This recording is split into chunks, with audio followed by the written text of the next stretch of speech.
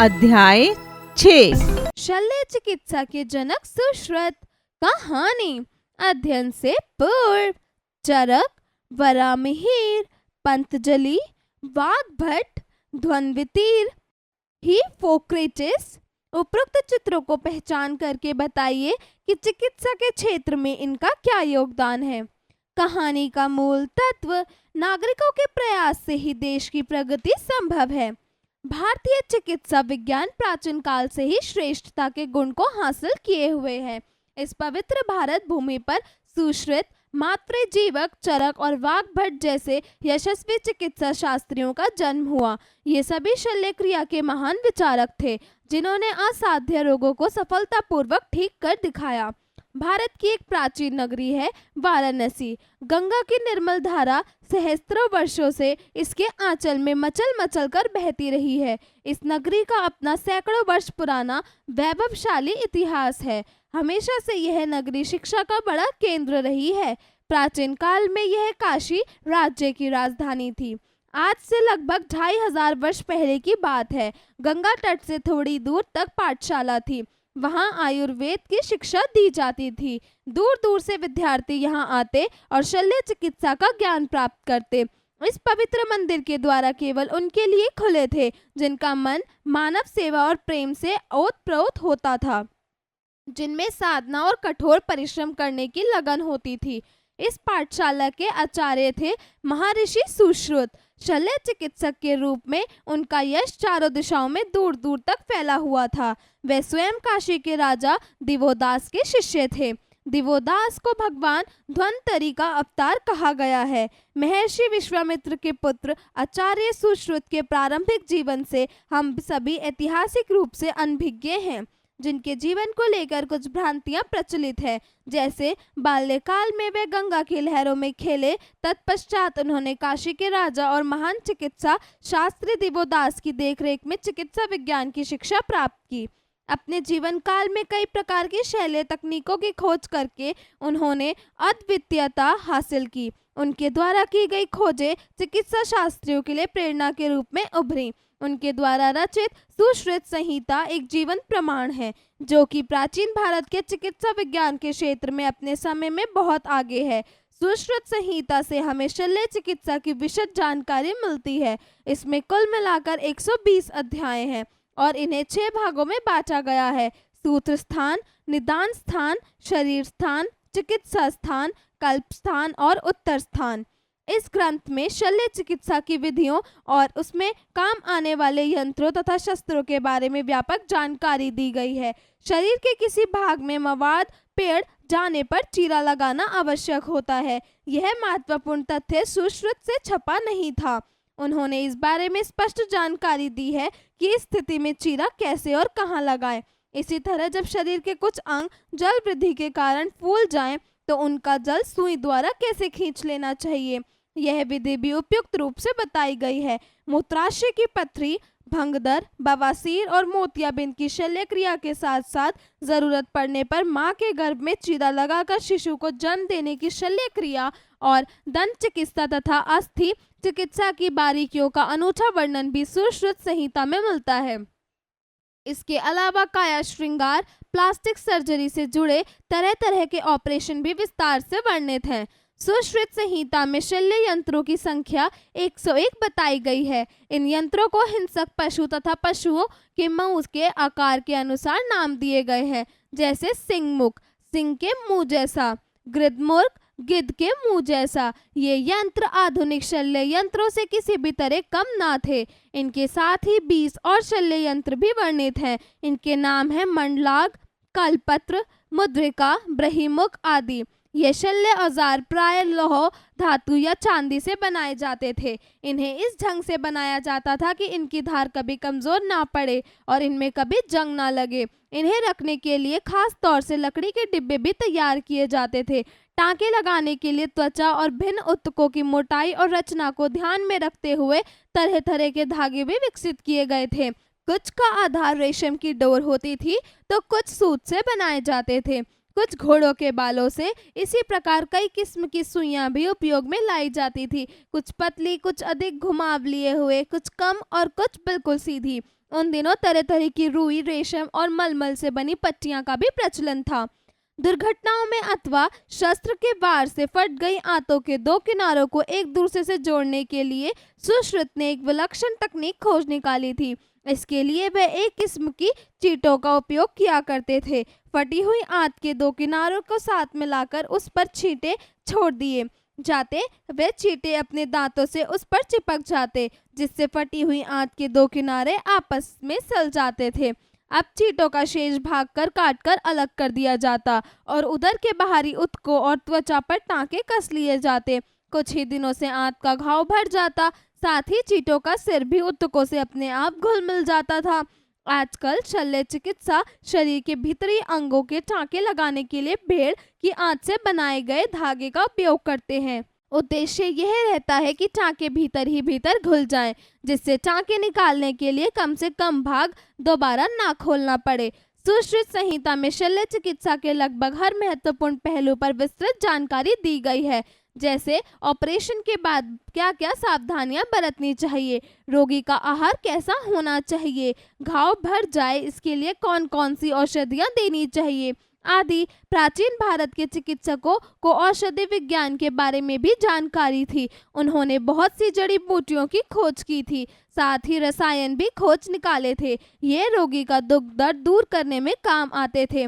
शल्य क्रिया के दौरान रोगी को कष्ट ना हो, इसके लिए कुछ ऐसी सक्षम जड़ी बूटियां भी खोज निकाली गई थी, जिनके देने से रोगी गहरी नींद में सो जाता था। मानव शरीर के भीतरी अंगों की जानकारी प्राप्त करने के लिए सुश्रुत ने एक अनूठी विधि खोज निकाली थी। मृत शरीर को पहले किसी वजनदार वस्तु के साथ बांधकर किसी छोटी सी नहर में डाल उत तक फूल जाते। जब झाड़ियों और लताओं से बने बड़े बड़े ब्रशों द्वारा उन्हें शरीर से अलग कर दिया जाता था, इससे शरीर के आंतरिक अंगों की रचना स्पष्ट हो जाती थी। सुश्रुत जितने बड़े शल्य चिकित्सक थे, उतने ही श्रेष्ठ गुरु भी थे। शल्य कला का प्रारंभिक प्रशिक्षण देने के लिए वे अपने शिष्यों को कंदमूल, फल फूल, पेड़ पौधों की लताओं, पानी से भरे मशकों, चिकनी मिट्टी के ढांचों और मलमल से बने मानव पुतलों पर दिनों दिन अभ्यास करवाते। चिरा कैसे लगाना है, उसे कितना लंबा कितना गहरा रखना है, इसका अभ्यास प्राप्त करने के लिए शिष्यों को ककड़ी, करेला, तरबूज जैसे फलों की सब्जियों पर कई कई दिनों तक अभ्यास करना पड़ता था। किसी घाव की गहरी कैसी पहचाने और उसे भरने के लिए क्या तकनीक अपनाएं, यह प्रशिक्षण दीमक खाई लकड़ी के द्वारा दिया जाता, जिससे कि शिक्षार्थी रुग्ण शरीर की स्थिति का सही अंदाजा लगा सके। अभ्यास के दौरान कमल के फूल की ठंडी शिरा रक्त वाहिनी बन जाती थी, जिसे शिष्य को सुई द्वारा बेधना पड़ता था। इसी तरह टांका लगाने का प्रशिक्षण तरह तरह के कपड़ों और चमड़ों पर दिया जाता था। खुरदरे चमड़े पर जिस पर से बाल ना हटाए गए हों, खुरचने की कला सिखाई जाती थी। पट्टी बांधने का ज्ञान देने के लिए मानव पुतलों का सहारा लिया जाता था। इस प्रशिक्षण में उत्तीर्ण होने के बाद ही शिष्य के प्रशिक्षण का दूसरा चरण शुरू होता। अब उसे किसी कुशल शल्य चिकित्सक की देखरेख में रख दिया जाता था।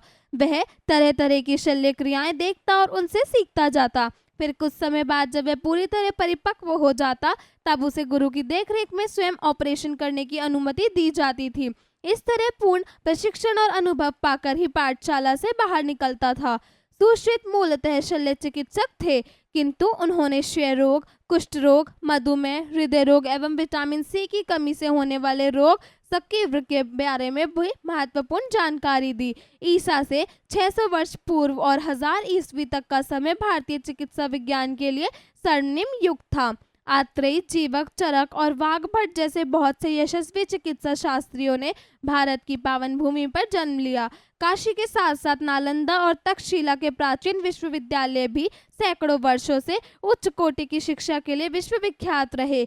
यहाँ दूर दूर से विद्यार्थी आते और चिकित्सा विज्ञान में निपुण होकर मानव कल्याण की प्रतिज्ञा लेते। चिकित्सा विज्ञान के कुछ इतिहासकारों का तो यह भी कहना है कि यूनानी चिकित्सा पद्धति के बहुत से सिद्धांत प्राचीन भारतीय चिकित्सकों के विचारों पर ही आधारित हैं।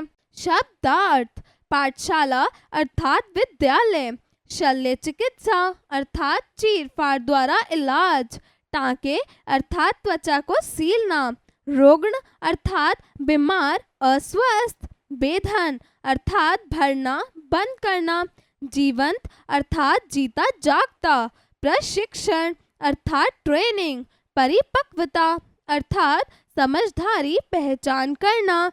प्राचीन काल अर्थात पौराणिक काल, कई शताब्दियों से पहले का समय। आंत अर्थात अंतड़ी, पेट के भीतर की लंबी नली जिसमें भोजन की पाचन क्रिया होती है। उच्चारण करें। वाग्भट, शल्य क्रिया, सुश्रुत, सूत्र स्थान, चिकित्सा शास्त्री, परिपक्वता। अध्यापन संकेत। शिक्षक शिक्षिका कक्षा में बच्चों को उस क्षेत्र में किए गए विभिन्न चिकित्सकों और प्रयासों के बारे में जानकारी दें। अभ्यास कार्य। जरा बताइए। प्रश्न 1, दिए गए प्रश्नों के उत्तर बताइए। क, आचार्य सुश्रुत को किस कला में प्रवीणता हासिल थी? उत्तर, आचार्य सुश्रुत को शल्य चिकित्सा में प्रवीणता हासिल थी। ख, चिकित्सा शास्त्री दिवोदास का सुश्रुत जीवन काल में योगदान था। उत्तर, चिकित्सा शास्त्री दिवोदास को भगवान धन्वंतरी का रूप कहा गया और महर्षि सुश्रुत स्वयं दिवोदास के शिष्य थे। उन्होंने दिवोदास की देखरेख में चिकित्सा विज्ञान की शिक्षा ग्रहण की। ग, सुश्रुत संहिता में शल्य यंत्रों की संख्या कितनी बताई गई है? उत्तर, सुश्रुत संहिता में शल्य यंत्रों की संख्या 101 बताई गई है। घ, शल्य क्रिया के दौरान रोगी को कष्ट न देने के लिए किन उपायों को अपनाया जाता था? उत्तर, ऑपरेशन के बाद कोई कष्ट न होने पाए इसके लिए भी उपाय लिखे हैं, जैसे कि कैसा आहार देना चाहिए, घाव भर जाने के लिए कौन कौन सी औषधियां देनी चाहिए आदि। ड़, भारतीय चिकित्सा काल को स्वर्णिम युग किसे मनाया गया है? उत्तर, चिकित्सा काल को स्वर्णिम युग इसलिए कहा जाता है क्योंकि इसी समय सुश्रुत, मात्रे, जीवक, चरक और वाग्भट जैसे यशस्वी चिकित्सा स्वास्थ्य में उनका जन्म हुआ। यह सभी शल्य चिकित्सा के महान विचारक थे। उन्होंने असाध्य रोगों को सफलतापूर्वक ठीक कर दिखाया। जरा लिखिए। प्रश्न 2, दिए गए प्रश्नों के उत्तर लिखिए। का, प्रस्तुत पाठ में वाराणसी के महत्व को किस प्रकार प्रदर्शित किया गया है? उत्तर, प्रस्तुत पाठ में वाराणसी के महत्व को बताया गया है कि किस प्रकार वाराणसी का सैकड़ों वर्ष पुराना वैभवशाली इतिहास रहा है। 600 से 1000 के बीच यह चिकित्सा विज्ञान के लिए स्वर्णिम युग रहा है, जिस समय शल्य चिकित्सा के साथ साथ क्षय रोग, कुष्ठ रोग, मधुमेह, हृदय रोग आदि के बारे में भी महत्वपूर्ण जानकारी उपलब्ध रही है। ख, प्राचीन भारत के कौन कौन से विद्यालय उच्च कोटि की शिक्षा के लिए प्रसिद्ध थे? उत्तर, प्राचीन भारत के समय वाराणसी शिक्षा के लिए एक प्रसिद्ध जगह हुआ करती थी। वाराणसी सहस्त्र वर्षों से एक बड़ा शिक्षा का केंद्र बना हुआ है। ग, सुश्रुत द्वारा खोजी गई शल्य यंत्रों की संख्या कितनी बताई गई है? आकार के अनुसार नाम भी बताइए। उत्तर, सुश्रुत द्वारा खोजी गई शायरी यंत्रों की संख्या 101 है। इन यंत्रों को हिंसक पशु तथा पक्षियों के मुंह के आकार के अनुसार नाम दिए गए हैं, जिसे सिंह मुख, गृद मुख। यह यंत्र आधुनिक शल्य यंत्रों में से किसी भी तरह कम न थे। इनके साथ ही 20 और शल्य यंत्र भी वर्णित हैं। उनके नाम हैं मुद्रिका, ब्रह्ममुख, करपत्र, मंडलार्घ पत्र आदि। घ, सुश्रुत संहिता में चिकित्सा विज्ञान के किन किन महत्वपूर्ण पहलुओं की जानकारी दी गई है? उत्तर, सुश्रुत संहिता में मोतियाबिंद के ऑपरेशन करने की विधि को विस्तार से बताया गया है। उन्हें शल्य क्रिया द्वारा प्रसव कराने का भी ज्ञान था। सुश्रुत को टूटी हुई हड्डियों का पता लगाने और उनको जोड़ने में विशेषज्ञता प्राप्त थी। शल्य क्रिया के दौरान होने वाले दर्द को कम करने के लिए वे मद्यपान या विशेष औषधियां देते थे। प्रश्न 3, दिए गए वाक्यों में रिक्त स्थानों की पूर्ति कीजिए। क, सभी चिकित्सा शास्त्री डैश के महान विचारक थे। उत्तर, शल्य क्रिया। ख, महर्षि विश्वामित्र डैश के पिता थे। उत्तर, सुश्रुत। ग, विभिन्न प्रकार की चिकित्सा की बारीकियों का अनूठा वर्णन डैश में मिलता है। उत्तर, सुश्रुत संहिता। घ, प्राचीन भारत के चिकित्सकों को डैश विज्ञान के बारे में जानकारी थी। उत्तर, शल्य। ड़, यूनानी पद्धति के बृहद सिद्धांत डैश चिकित्सकों के विचारों पर ही आधारित है। उत्तर, प्राचीन भारतीय। प्रश्न 4, दिए गए प्रश्नों के लिए उचित विकल्प का चयन कीजिए। क, प्रस्तुत अध्याय में कौन सी कला की चर्चा की गई है? शल्य क्रिया, विद्युत क्रिया, क्रीड़ा, इनमें से कोई नहीं। उत्तर, शल्य क्रिया। ख, आचार्य सुश्रुत को किस गुरु से शिक्षा अधिग्रहित हुई? विश्वामित्र, कालिदास, देवोदास, भाग्यभट्ट। उत्तर देवोदास। ग प्रसिद्ध ग्रंथ सुश्रुत संहिता को कितने अध्यायों में वर्गीकृत किया गया है? 130, 110, 120, 140। उत्तर 120। घ शल्य क्रिया के दौरान रोगी के उत्तकों लताओं को किससे अलग कर दिया जाता था? लकड़ी से, झाड़ू से, कंघी से, ब्रश से। उत्तर ब्रश से। ड़ आचार्य सुश्रुत किस क्षेत्र में निवासरत थे? वाराणसी, उज्जैनी, पाटलिपुत्र, इनमें से कोई नहीं। उत्तर वाराणसी। प्रश्न 5, दिए गए वाक्यों में शुद्ध अशुद्ध का चयन करके लिखिए। क आचार्य सुश्रुत की पाठशाला गंगा तट पर स्थित थी। उत्तर सही। ख सुश्रुत संहिता में शल्य चिकित्सा की जानकारी मिलती है। उत्तर सही। ग महर्षि सुश्रुत ने कैंसर उपचार की औषधियों का भी निर्माण किया था। उत्तर गलत। घ अधूरे प्रशिक्षण के उपरांत ही सुश्रुत अपने शिष्य रख लेते थे। उत्तर गलत। ड़ आचार्य सुश्रुत के पास विद्यार्थी दूर दूर से प्रशिक्षण के लिए आते थे।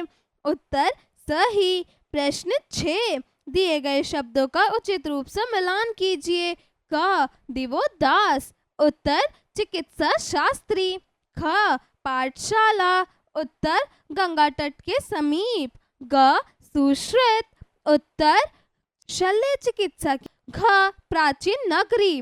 उत्तर वाराणसी। जरा सोचिए। प्रश्न 7, वर्तमान समय में शल्य चिकित्सा सेवा ना होकर पेशा बन गया है। इस कथन की पुष्टि संवाद द्वारा कीजिए।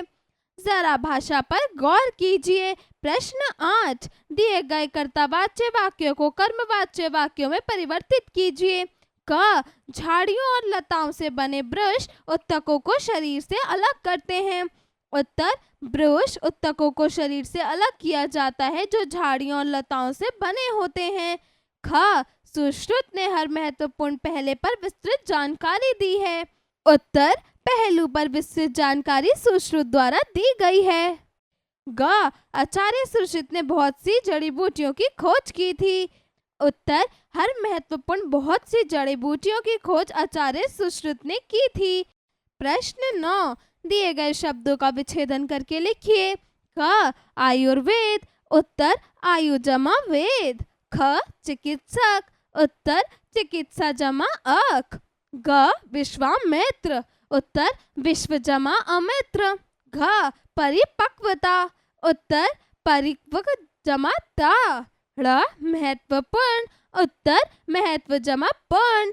प्रश्न 10, दिए गए शब्दों से दो दो अर्थ लिखकर वाक्य निर्माण कीजिए। क गंगा। उत्तर भागीरथी जाह्नवी। गंगा का जल अमृत समान होता है। ख काशी। उत्तर वाराणसी तीर्थ स्थान। वाराणसी शिक्षा का पुरातन स्थल है। ग किनारा। उत्तर तट हाशिया। गंगा किनारे की आरती का नजारा अद्भुत होता है। प्रश्न 11, दिए गए शब्दों के 3-3 पर्यायवाची शब्द लिखिए। क चिकित्सक। उत्तर हकीम उपचारक वैद्य। ख भगवान। उत्तर प्रभु परमेश्वर भगवान। घ वैभव। उत्तर शक्ति ऐश्वर्य महता। घ हिंसक। उत्तर घातक मारने वाला कष्ट पहुंचाने वाला। ड़ दुर्घटना। उत्तर घटना वाक्य वारदात। जरा रचनात्मक कार्य कीजिए। प्रश्न 12, पाठ में प्रस्तुत शल्य चिकित्सा के दौरान उपयोग में लाए जाने वाले शल्य यंत्रों के चित्र बनाएं एवं उनके नाम भी लिखिए। जरा दिमाग लगाइए। प्रश्न 13, ऐसे प्रमुख चिकित्सकों के बारे में जानकारी एकत्रित कर कक्षा में चर्चा करें जिन्होंने चिकित्सा के क्षेत्र को अपने योगदान से प्रकाशमय किया। प्रश्न 14, चिकित्सा के क्षेत्र में नोबेल पुरस्कार पाने वाले व्यक्ति के नाम लिखिए। प्रश्न 15, दिए गए शास्त्रों के लेखकों के बारे में जानकारी एकत्रित करके लिखिए। अष्टांग हृदय, भाव प्रकाश, माधव निदान, सारंगहार संहिता, योग दर्शन। जीवन कौशल एवं मूल्य परक प्रश्न। प्रश्न 16, प्राणी मात्रा की पीड़ा को कम करना ही सच्ची सेवा है। आप संसार के प्राणी जगत में किस प्रकार की सच्ची सेवा भाव रखना चाहेंगे?